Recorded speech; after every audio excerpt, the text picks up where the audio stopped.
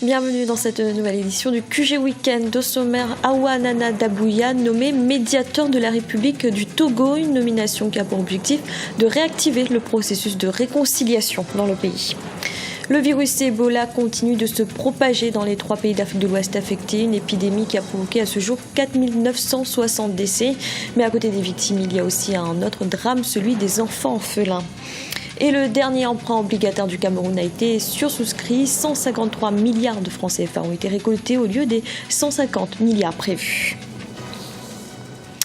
Awa Nana Dabouya est donc désormais médiateur de la République du Togo. L'ancienne juge en chef de la Cour de justice de la CEDEAO a été nommée le 24 décembre. Elle sera chargée de réactiver le processus de réconciliation et de lancer le dispositif d'indemnisation. Idelette Mirabel-Bissou.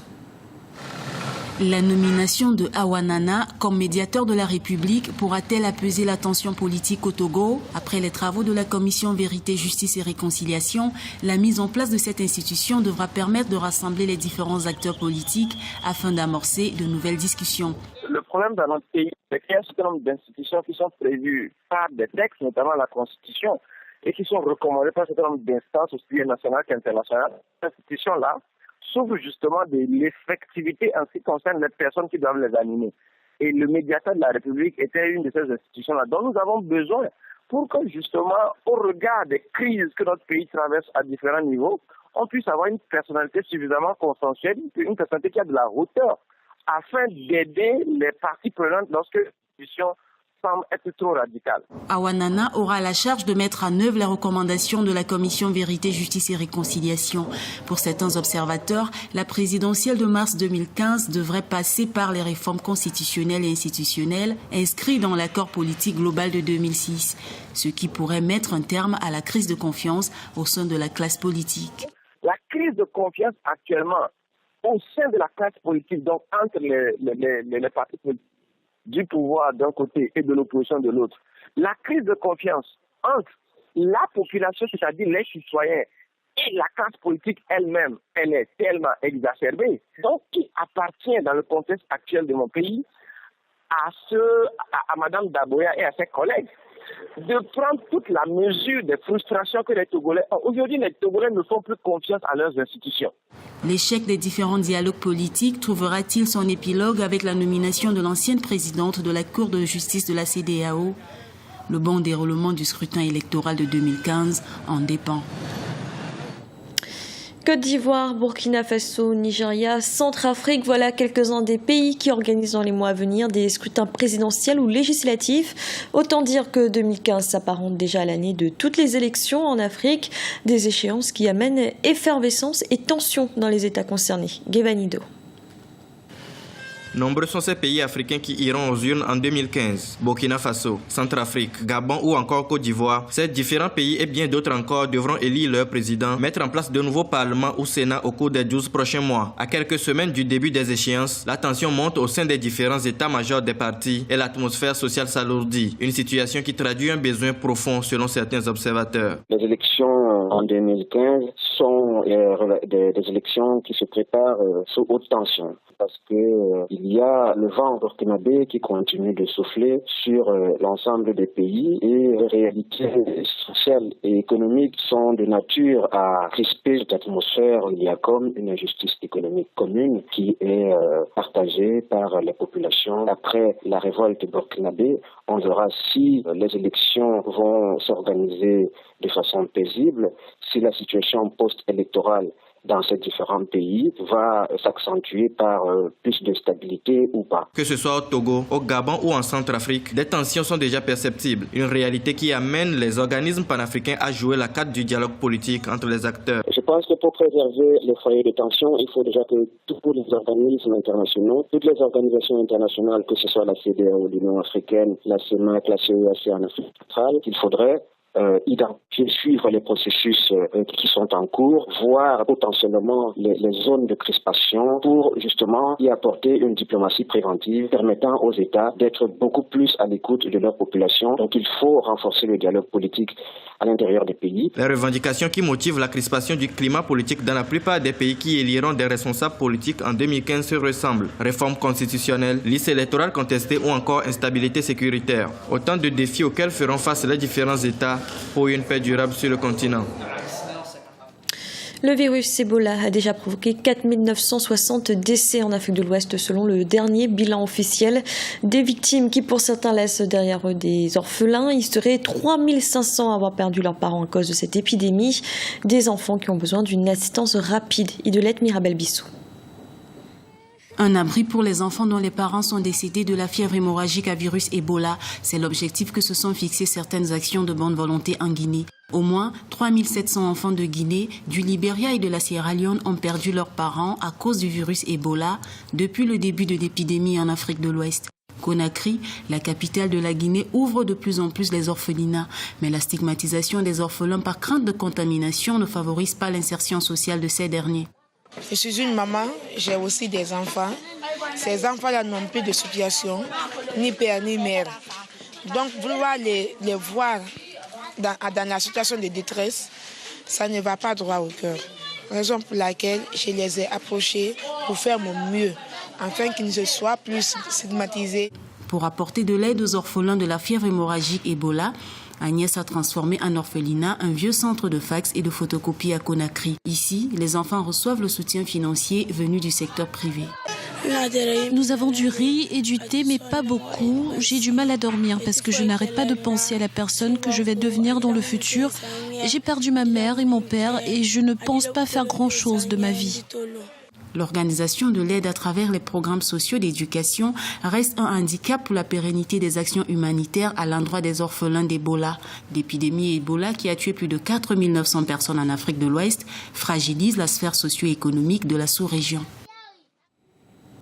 Au Cameroun, l'emprunt obligataire 2014-2019 lancé le 24 novembre dernier a été sursouscrit et ce à hauteur de 153 milliards de francs CFA.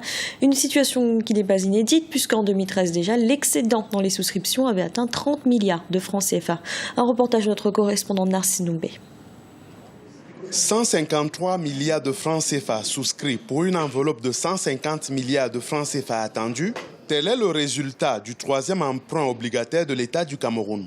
Cette somme mobilisée en un mois provient essentiellement des établissements de crédit, des institutions nationales et sous-régionales, mais aussi des épargnants camerounais. Ces derniers, qui bénéficient de l'attention du gouvernement dans ce processus de levée de fonds, ont souscrit à hauteur de 53 milliards de francs CFA. Les 150 milliards seront servis en priorité aux petits porteurs avant de servir les grands porteurs qui sont en général les établissements de crédit parce que nous pensons évidemment qu'il est question d'encourager la Camerounaise, le Camerounais qui ont décidé de mettre 100 000 francs, 200 000 francs dans cette opération pour qu'ils puissent bénéficier d'un rendement financier de 5,5%, mais surtout être donc des acteurs citoyens dans la mise en œuvre des projets structurants du chef de l'État. Pour les spécialistes de la finance, emprunter sur le plan local pour un État comme le Cameroun présente de nombreux avantages. La première chose, c'est qu'il emprunte, il se finance en francs CFA. Parce que soit vous financez en devises étrangères, soit vous financez en monnaie locale. Dans le cas d'espèce, il se finance en monnaie locale pour un montant qui est l'équivalent quand même de 300 millions de dollars, ce qui est très important.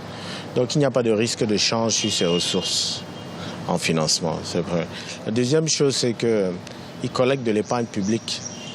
Donc en fait, il transforme l'épargne en financement de l'État. C'est très important parce que les gens ont de l'épargne, mais en face, ils ont du mal à trouver des produits sur lesquels ils peuvent placer leur épargne. 200 milliards de francs CFA ont été mobilisés en 2010 et 80 milliards en 2013. Les 150 milliards issus de l'emprunt obligataire 2014 seront remboursés en 5 ans avec un taux de 5,5%. Ils serviront prioritairement à la construction d'infrastructures routières, portuaires et énergétiques. Et du sport, la Confédération africaine de football a dévoilé les noms des finalistes pour le Ballon d'Or africain. Sans surprise, l'Ivoirien Yaya Touré, qui l'avait obtenu en 2004, est de nouveau en lice. Face à lui, 2 finalistes, le Nigérian Vincent Enyama et le Gabonais Pierre-Emerick Aubameyang. Aminata Diak et Jean-Célestin Djangé. La Confédération africaine de football, la CAF, a désigné les 3 finalistes pour le Ballon d'Or africain 2014. L'Ivoirien de Manchester City, Yaya Touré, le gardien des buts Super Eagles du Nigeria et de Lille, Vincent Enyama, ainsi que l'international gabonais et sociétaire de Dortmund, Pierre-Emerick Aubameyang, sont sur les starting blocks pour la récompense du meilleur joueur continental de l'année. Le milieu de terrain de Citizens, déjà couronné à 3 reprises d'affilée, aura l'occasion de glaner un 4e titre de suite. Yaya Touré a beaucoup plus de chance, vu la saison qu'il a faite en Angleterre, champion d'Angleterre, 20 buts. Voilà, il part archi favori. C'est le joueur qui fait partie des 23 meilleurs au monde sélectionnés dans la course du Ballon d'Or FIFA. Après, bien évidemment, Enyama aussi a montré pas mal de choses durant la saison écoulée à Lille, où il a même terminé en France meilleur joueur africain, avec un temps assez long de sa cage inviolée. Donc, je pense que cela est à sa faveur. Et quant à Aubameyang, c'est vrai que du point de vue international, avec la sélection du Gabon, bon, ils n'ont pas fait grand-chose à part la qualification à la CAN. Mais lui, au niveau du Borussia Dortmund, même si au début ça a été un peu plus difficile pour lui, mais il a pu quand même trouver son chemin avec ce club-là, essayer de s'imposer petit à petit. Yaya Touré deviendrait, s'il est élu, le premier joueur africain à réaliser le quadruplé et rejoindrait ainsi le Camerounais Samuel Eto'o, lui aussi détenteur de 4 titres. Ce sont des joueurs, des grands joueurs africains qui sont dans des clubs intéressants en Europe, mais Yaya Touré est vraiment au-dessus du lot. Je pense qu'il est bien parti pour égaler le record de Samuel Eto'o, c'est-à-dire 4 fois sacré meilleur joueur africain. Le Ballon d'Or africain est une récompense décernée chaque année à partir de 1970 et jusqu'en 1994 par le magazine France Football aux meilleurs joueurs africains. Le trophée est attribué à chaque fin d'année civile par le vote d'un collège africain avec un vote par pays. Depuis 1992, le meilleur joueur africain est distingué par le titre de joueur africain de l'année décerné par la Confédération africaine de football. Le vainqueur de l'année 2014 sera connu le 8 janvier prochain à Lagos, au Nigeria, à l'occasion de la cérémonie des Glow CAF Awards. C'était le journal de la rédaction. Merci de l'avoir suivi. Retrouvez dans un instant une nouvelle édition de l'information.